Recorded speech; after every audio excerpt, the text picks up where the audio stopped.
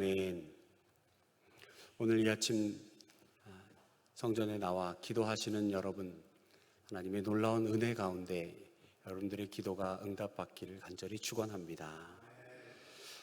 여러분, 사사는 재판관이라고 하는 것을 우리는 잘 알고 있습니다. 재판이라고 할 때는 쌍방 간에 서로 어느 정도 수긍과 동의가 되어야 공정한 재판이 될 것이고, 아마도 그것 때문에라도 공동체는 안정을 찾게 될 것입니다. 지금 이스라엘 백성들 가운데에는 사무엘의 아들들이 뇌물수수와 정의롭지 못한 판결을 구실 삼아서 사무엘을 찾아가서 자신들을 위해서 왕을 세워 자신들을 다스릴 것을 요구하였습니다. 사무엘은 이스라엘 백성들의 요구가 탐탁치는 않았습니다. 하지만 하나님께서는 사무엘에게 이스라엘 백성들의 요구를 들어주되 그들에게 엄히 경고하고 왕의 제도를 가르칠 것을 명령하였습니다. 오늘 본문 18절 19절에 보면 다시 한번 이와 같은 내용들이 나옵니다. 제가 봉독합니다. 이스라엘 자손에게 이르되 이스라엘 하나님 여호와께서 이같이 말씀하시기를 내가 이스라엘을 애굽에서 인도하여 내고 너희를 애굽인의 손과 너희를 압제하는 모든 나라의 손에서 건져내었느니라 하셨거늘 너희는 너희를 모든 재난과 고통 중에서 친히 구원하여 내신 너희 하나님을 오늘 버리고 이르기를 우리 위에 왕을 세우라 하는도다. 지금 이스라엘 백성들의 왕을 세워달라라고 요구하는 것, 하나님께서는 이스라엘 백성들의 요구에 따라 이스라엘의 왕을 세우실 때에 베냐민 지파의 한 사람 사울을 택하기로 작정하시고 신비로운 방법을 통해서 이스라엘 초대 왕을 선출하도록 하셨습니다. 하나님께서는 베냐민 지파 기스라고 하는 사람 소유의 암나기를 잃게 하시고 기스가 그 암나기를 자신의 아들 사울로 하여금 찾아오게 하도록 하여 그곳에서 사무엘을 만나도록 하셨습니다. 하나님께서 사울에게 사무엘을 만나도록 하신 이유는 하나님의 뜻을 전하고 왕이 선출되기 이전에 사울에게 기름 부음의 예식을 거행함과 더불어 새 사람을 만들기 위함이었습니다. 오늘 본문에 그와 같은 내용이 나옵니다. 1절의 말씀입니다. 이에 사무엘이 기름병을 가져다가 사울의 머리에 붓고 입맞추어 이르되 여호와께서 내게 기름을 부으사 그의 기업의 지도자로 삼지 아니하셨느냐. 그의 기업이란 하나님의 기업인 이스라엘을 의미합니다. 이제 하나님께서 사울을 이스라엘의 왕으로 삼으셨습니다.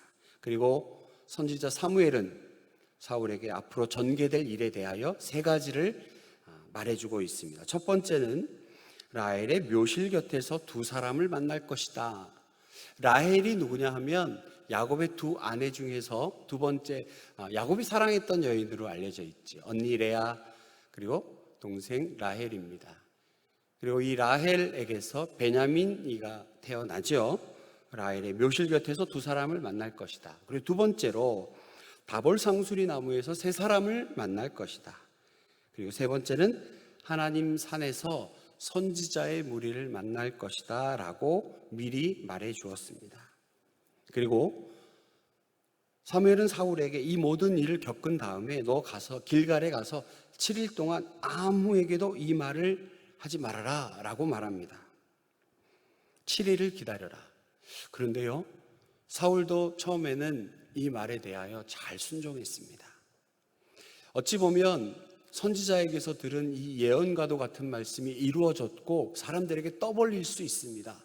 내가 사무엘에게서 이런 이야기를 들었는데 실제로 이런 일이 있었어. 두 사람도 만나고 세 사람도 만나고 선지자 무리도 만났어 라고 떠들 수 있는데 사무엘의 명령처럼 사무엘은 7일 동안 아무 말도 하지 않았습니다. 그리고 사울에게 행할 것을 구체적으로 가르치겠다라 말합니다. 9절의 말씀입니다. 그가 사무엘에게서 떠나려고 몸을 돌이킬 때에 하나님이 새 마음을 주셨고 그날 그 징조도 다 응하리라. 징조가 다 응하였다라고 하는 것은 사울이 라헬의 묘실에 있는 베들레헴에서 두 사람을 만나서 아버지가 말했던 암나기를 찾은 것, 그것을 암나귀를 찾은 것, 그리고 아버지 기스의 소식을 들었고, 다볼 상수리 나무에서는 하나님의 집을 뜻하는 베델에 하나님을 뵈러 가는 세 사람을 만나서 각각 염소와 떡과 포도주 그 중에서 선지자들과 함께 예언이라고 하는 말의 의미인 떡 두 덩이를 실제로 받았습니다. 그리고 우리가 주목할 것은 세 번째 사무엘이 말했던 것인데, 하나님께서 사울에게 새 마음을 주셨다는 것입니다. 하나님께서 사울을 왕으로 세우심은 이스라엘 백성에게 왕이신 하나님인 자신 배제하고 네가 이스라엘 왕으로 네 마음대로 이 나라를 다스려라 라고 세우신 것은 결코 아닙니다. 하나님께서는 만왕의 왕, 만주의 주가 되시기 때문에 사울이 왕이 되더라도 이스라엘의 진정한 왕은 하나님이 되십니다.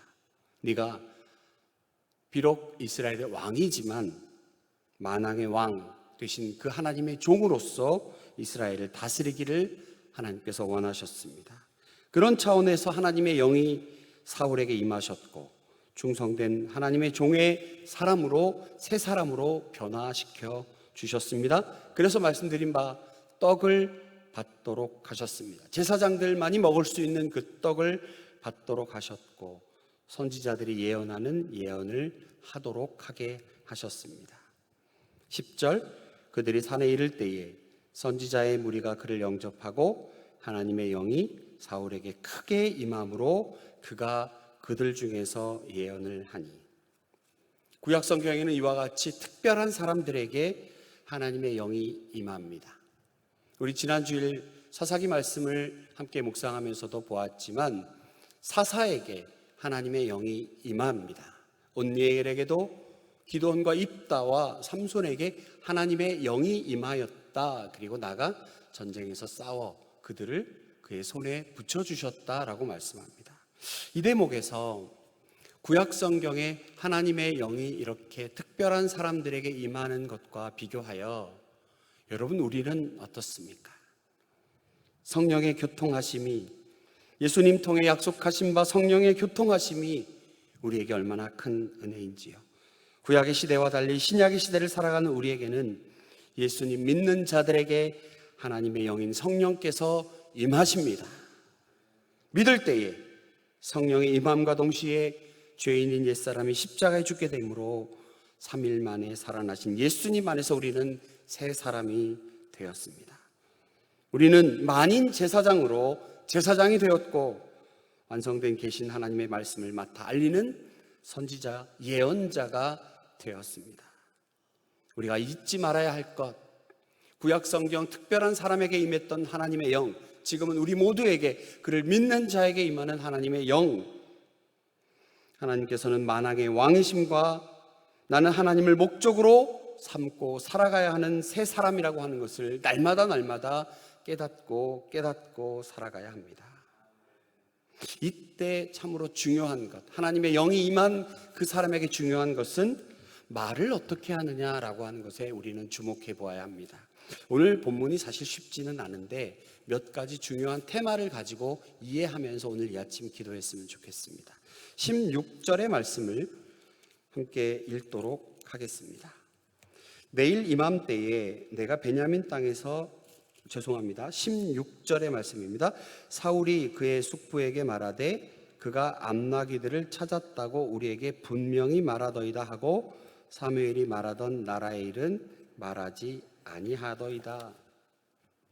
사울은 자신의 숙부가 자신에게 사무엘이 이른 말을 말하라는 요청에 신중한 대답으로 암나귀를 찾았습니다 라고 말하고 나라의 일은 말하지 않았습니다. 하나님께서는 사울이 왕으로 선출되는 방법 이제 제비뽑기 방식으로 진행하셨고 결국 사울이 왕이 되었습니다. 사울이 뽑혔지만 처음에는 사울을 찾을 수가 없었습니다. 사람들이 사울을 찾으려고 21절에 22절에 보면 하나님께 여쭙습니다. 그러므로 그들이 또 여호와께 묻되 그 사람이 여기 왔나이까? 여호와께서 대답하시되 그가 짐 보따리들 사이에 숨었느니라 하셨더라. 사울은 이스라엘 12지파가 소집된 가운데 공식적인 제비뽑기 방식으로 선출되었음에도 불구하고 자신의 모습을 처음에 드러내지 않았습니다. 하나님의 신비로운 방법으로 인해 하나님의 영을 경험한 새 사람이 되었음에도 옛사람을 생각하며 스스로 위축되어 짐 보따리들 사이에 숨었다라고 해석할 수도 있습니다. 또 한편으로는 사울의 연약한 모습 때문에 스스로 숨었다라고 해석하는 분들도 계십니다. 저는 이러한 양면 해석, 어떤 것이 옳고 어떤 것이 틀렸다라는 것보다 다시 한번 말씀드립니다. 이스라엘의 왕이 된 사울이 새 사람 되어 자신의 옛사람을 돌이켜보며 스스로 위축되어 숨었다. 또 한 가지는 그가 여전히 연약한 가운데 자신의 죄악 때문에 스스로 숨었다. 사울의 나중에 나타난 연약한 모습의 전초적인 모습이다라고 해석하는 이 양면적인 해석들 가운데 우리는 이게 옳다, 그러다 이 아침 그것을 논하기보다 과연 우리는 어떻게 해야 되겠는가라고 하는 말씀, 교훈의 말씀을 나누고 싶습니다. 예수님 믿고 성령님 안에서 우리가 새 사람 되었는데 여러분 혹시 우리는 위축되어 살고 있지는 않습니까? 27절에 보면 어떤 불량배들이 사울이 왕으로 선출됨을 인정하지 않고 멸시하듯이 우리 주변에 누군가가 우리를 변화되기 전에 옛사람으로 간주하고 멸시할 때나 혹은 나 스스로도 죄의 권세 아래 헤어나오지 못한 그 생각에 위축되지는 않습니까? 3일 만에 다시 태어난, 다시 살아난 예수님 안에서 새 사람으로 태어났다면, 부활하신 예수님 안에서 새 사람으로 거듭났다면 26절에 하나님께 감동된 유력한 자들이 함께 할 수 있음을 생각하고 숨어있지 말아야 하지 않을까. 이런 점에서 사도 바울, 그는 유라굴로 죽음의 풍랑에서도 알렉산드리아 배의 갑판에서도 담대히 주님의 손을 잡고 일어서는 새 사람으로 보여집니다. 여러분, 하나님의 영을 날마다 경험하고 하나님의 임재를 경험하는 우리들, 그 가운데 우리는 순종하며 나아가야 합니다. 온니엘 사사는 하나님의 영이 임하였을 때 순종하였습니다. 그리고 바로 승리를 얻어낸 자입니다. 위대한 사사입니다. 물론 위대한 사사들이지만 기드온과 입다는 조금은 다른 모습을 보입니다. 하나님의 영이 임하였습니다. 그러나 여전히 하나님께 자신들의 부족한 모습을 드러내며 하나님 또 다른 표적을 보여주십시오, 또 다른 표적을 보여주십시오라고 요구합니다. 삼손에게는 하나님의 영이 임하였습니다라고 하는 내용이 더 많이 나옵니다. 그러나 그는 그의 힘을 엉뚱한 데 사용하고 말았습니다. 역시 하나님의 영은 우리에게 임합니다. 그때 우리가 그 하나님의 영 가운데, 주신 말씀 가운데 우리가 순종하느냐 하지 않느냐, 오늘 이 아침 우리에게 하나님 말씀하여 주십니다.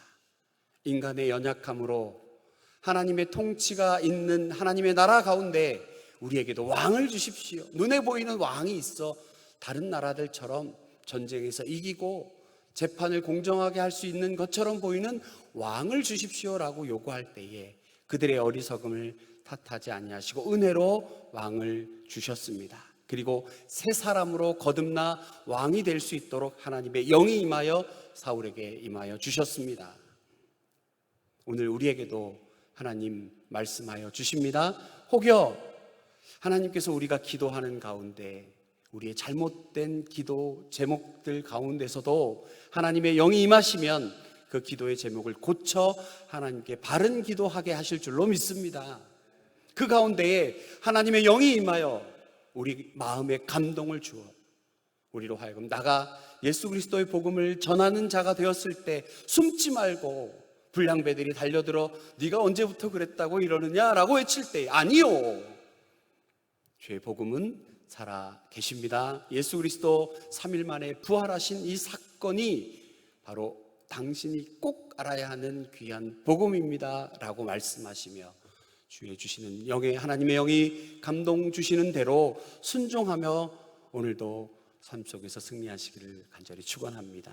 하나님의 영, 살아계신 그 하나님의 영을 붙들고 순종하며 나아가는 우리가 되기를 간절히 축원합니다.